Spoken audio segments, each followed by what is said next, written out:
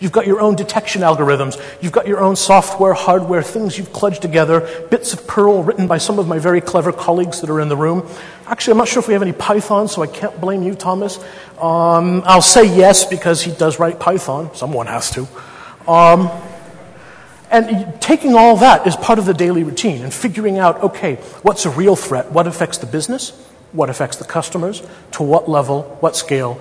How worried should I be? Versus, okay, this is business as usual. And a lot of it is business as usual. I just cannot get worked up over every little thing that some customer may have for a bit of malware. And knowing whether it's version Alpha 7 or version ZZ of this backdoor Trojan doesn't matter so much as fixing the underlying program and the underlying problem, which is patching the meatware of the customer that got infected. Another way of looking at my day, again, if you could see this, you can see it a little bit better over there. These are security incidents that I am aware of on a daily basis. This is actually the last month of security incidents at Access for All. Not just incidents, but these are fairly large attacks. Network attacks, DDoS events, SSH, brute force attacks, SIP exploits, things like that. As you can see, and I don't have a laser pointer with me, I didn't bring anything electronic with me because I don't trust you. No offense. No Wi-Fi. My iPhone is turned off. Yeah, it was some guy who was sitting out here, and I don't know what he's going to do with it. Anyway, what's been interesting about this graph is the last 2 weeks or so, it got really quiet. That's because all of our customers went on holiday. Right? They go on vacancy, and suddenly the DDoS targets, the victims, in some cases the sources of the attacks, go with them. And it's been really interesting. It shows very much in a clear thing. Indeed, one of my colleagues, Bert and I, were discussing it just a week or so ago, saying, hey, is it just me or has it gone quiet? It won't last. Don't worry. So what I really do all day is process 345 some odd thousand security incidents over 13,000 customers across KPN. And that's on a monthly basis. That's an average amount.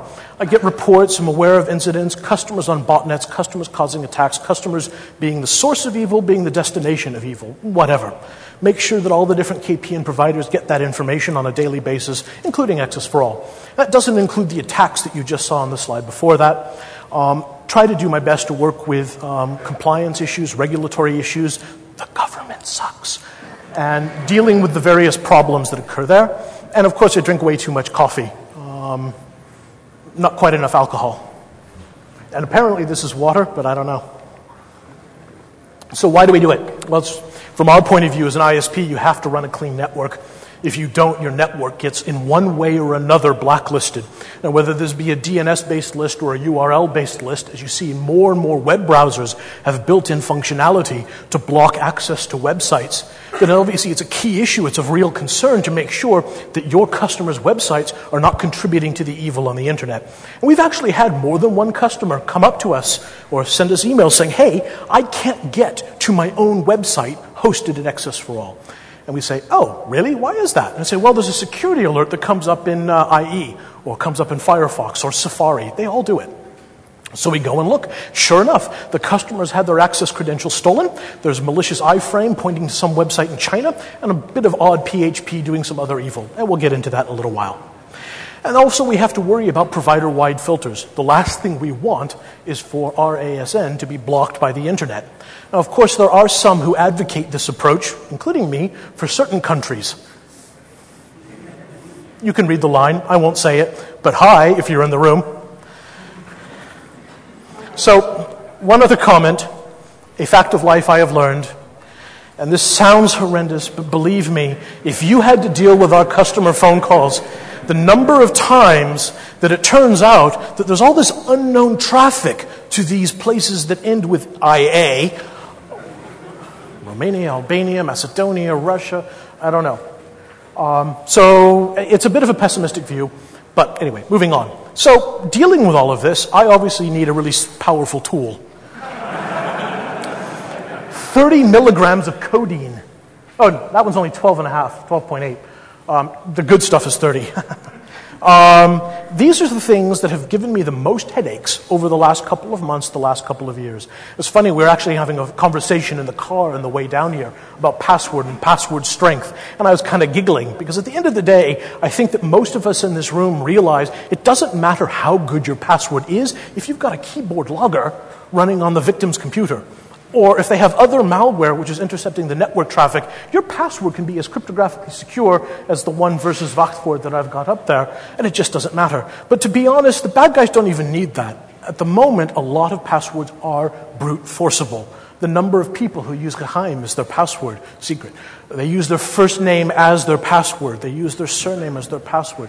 Fixing that problem isn't something that just technology is responsible for, because even with the really secure passwords, people are still being compromised. We had a case just this morning, as I was heading down here today, where a customer was finding that their site kept being remotely compromised.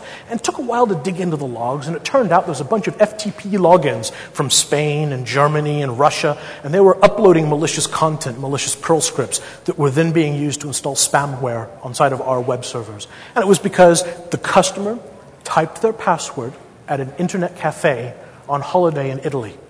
Right? You type it there, malware's running on that computer, says thank you very much, has the access credentials. Next thing you know, they're hacking our websites. Ick. So there are solutions for some of these problems. There's excellent password management utilities out there. Just want to highlight some of the big headaches. Something that I'm sure some of you in the room are using at the moment, wireless. Open Wi-Fi, big headache. The number of times we've had customers who say, well, there's no other possible explanation. All right, I'm going to annoy the camera guy again, sorry. There's no other, oh, he's figuring out how to work around this. He's quick. Now that annoys the audio guys. They're nice to me. But if you keep moving, then he can't move the camera quick enough. I like this. So open Wi-Fi is a real problem for us. We hear a number of customers who keep saying, hey, we have patched everything on our network. There is nothing open. Oh, but we did have this Wi-Fi. And we've left it open because we're hippies. Damn hippies. And we want it to be open to the internet. We want to share our connection with the world. Yeah, thanks a lot for that. Now, I don't normally actually cite terrorism as a cause or a problem in the real world. I think that is really one of the top two excuses for almost doing any form of stupid government legislation. One, terrorism. Two, child pornography. I think we all know that. You can get away with anything if you say it blocks or stops those two things. But there have been some cases that are a little troubling. In Pakistan last year, some guys were picked up and arrested by the Pakistani government, thrown into jail, not really given much of a chance to explain themselves, and it turned out the various terrorist threats that were being originated from their IP address was because they did have an open Wi-Fi thing. One case in a country that's not yet like Pakistan, but it does show that there is a risk. There is a real risk there. So if you're going to be running wireless, make sure you do the smart stuff.